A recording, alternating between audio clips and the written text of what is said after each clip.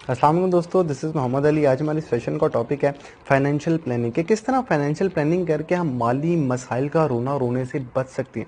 ये बुक मैंने पढ़ी, मुझे बड़ी अच्छी लगी। इस बुक का नाम है the richest man in Babylon. इसके राइटर हैं जॉर्ज लेसन। अच्छा, मेरा एक यहाँ पे एक दोस्त है, रहने वाला, बड़ी अच्छी जॉब करता है, उसके बच्चे बड़े अच्छे स्कूल में पढ़ते हैं, ब्रांडेड कपड़े पहनता है, गाड़ी घर सब कुछ है, लेकिन जब भी उससे बात करो तो वो माली मसाइल का रोना रो रहा होता है।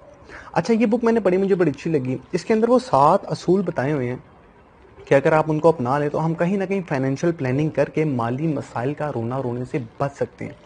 पहला रूल है कि अपनी इनकम का 10% सेविंग कर लें सबसे पहले। उसके बाद आप बाकी अखराजात अपने महीने के करें, क्योंकि महीना ख़त्म हो जाएगा लेकिन आपके अखराजात जो हैं वो ख़त्म नहीं होंगी। दूसरी चीज़, अपने एक्सपेंडिचर्स को, अखराजात को कंट्रोल करें। आप देखें कि आप अपने अखराजात को किस तरह कंट्रोल कर सकते हैं। अपनी पेपर पे एक लिस्ट बनाएं कि आपके ज़रूरी और गैर ज़रूरी अखराजात कौन कौन से हैं। देखिए, अमीर होने का एक बड़ा सिंपल सा फार्मूला है कि अपनी आमदनी को बढ़ाने का और अपने अखराजात कम करने के बारे में सोचें। जब आप ये कर लेंगे तो आप इजीली अमीर होना शुरू हो जाएंगे। अच्छा, मैं गैर ज़रूरी अखराजात को जज्बाती अखराजात भी कहता हूँ, क्योंकि ये जज्बात में होते हैं। अच्छा, आप गैर ज़रूरी अखराजात करें, अगर आपने होटलिंग करनी है, वीकेंड्स वगैरह पे करनी है, उसको बाउंड करें, उसको लिमिट लगाएं।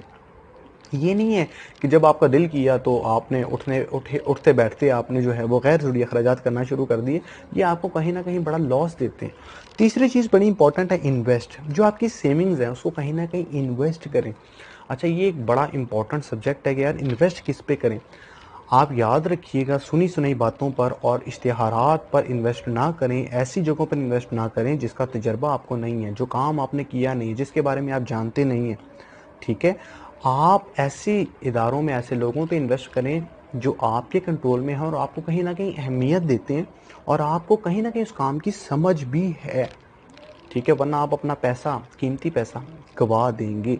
चौथी चीज़, सीखते रहें, लर्निंग। वक्त के साथ चलना बड़ा ज़रूरी है। जो लोग वक्त के साथ नहीं चलते, वक्त उनको कहीं ना कहीं पीछे छोड़ देता है। आज के दौर में भी बहुत से लोग जो हैं वो बटनों वाला मोबाइल इस्तेमाल करते हैं, उनको टच इस्तेमाल करना नहीं आता। आज बहुत सी दुनिया, अक्सरियत दुनिया की ऑनलाइन चली गई है। वो ऑनलाइन शॉपिंग करती है, आप ऑनलाइन क्लिक करते हैं, गाड़ी आपके घर के बाहर आ जाती है। ऑनलाइन बर्गर पिज़्ज़ा ऑर्डर हो रहे हैं। अगर आज किसी को ऑर्डर देना नहीं आता तो इसका मतलब वक्त के साथ नहीं चल रहा। वक्त के साथ सीखते रहें कि पैसा कौन सी न्यू टेक्निक्स पे, कंपनीज पे, इदारों पे इन्वेस्ट करना है जहां से आपको ज़्यादा से ज़्यादा प्रॉफिट हो सके। आप में से कितने लोग हैं जो बिटकॉइन और फॉरेन एक्सचेंज के बारे में जानते हैं? अगर नहीं जानते तो जानें। और इस तरह के बहुत से प्लेटफॉर्म हैं जिस पे इन्वेस्ट करके आप बहुत महफूज तरीके से मुनाफा कमा सकते हैं। पांचवी चीज़ है, अपने पैसे को नुकसान से बचाएं। अच्छा, बहुत से लोग अपने पैसे को घर पे रख लेते हैं। इसका नुकसान क्या है? इसका नुकसान ये, जब जैसे ही डॉलर बढ़ेगा तो आपके पैसे की कदर कम हो जाएगी। और पाकिस्तान में वैसे ही डॉलर बढ़ने से पाकिस्तान की कदर कम हो जाती है। 10 रुपए का भी सिक्का आ गया, आप देखिए। अब प्रॉब्लम यहाँ पे ये है, उसका दूसरा नुकसान ये है कि अगर घर पे खुदा न खास्ता आग लग जाती है, चोर आ जाते हैं, तो आप अपनी जमा पूंजी मिनटों में जो है वो गवा सकते हैं। तो घर पे कभी भी पैसे को ना रखें, पैसे को नुकसान से बचाएं।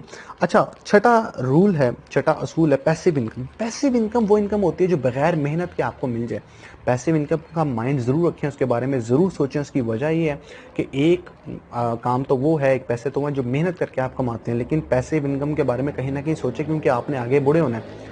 आप आज जितनी मेहनत कर रहे हैं, आप बूढ़े होकर इतनी मेहनत नहीं कर पाएंगे। लेकिन अगर आपको पैसिव इनकम का सहारा होगा, वैसे सहारा तो अल्लाह का है, लेकिन कहीं ना कहीं अगर आपको ये पता होगा कि आपके पैसिव इनकम आ रही है, तो अगर आपके पास नौकरी नहीं रहेगी या आप काम नहीं भी करेंगे तो आपका सर्कल जो है फाइनेंशियली वो चलता रहेगा। सातवीं चीज़, अगर आपने कहीं पे इन्वेस्ट करना है तो उस फील्ड के एक्सपर्ट बंदे से मशवरा ज़रूर करें, क्योंकि वो उस काम का तजर्बाकार होगा और उस काम की इच्ची पिच्ची जानता होगा, जिसको कहते हैं।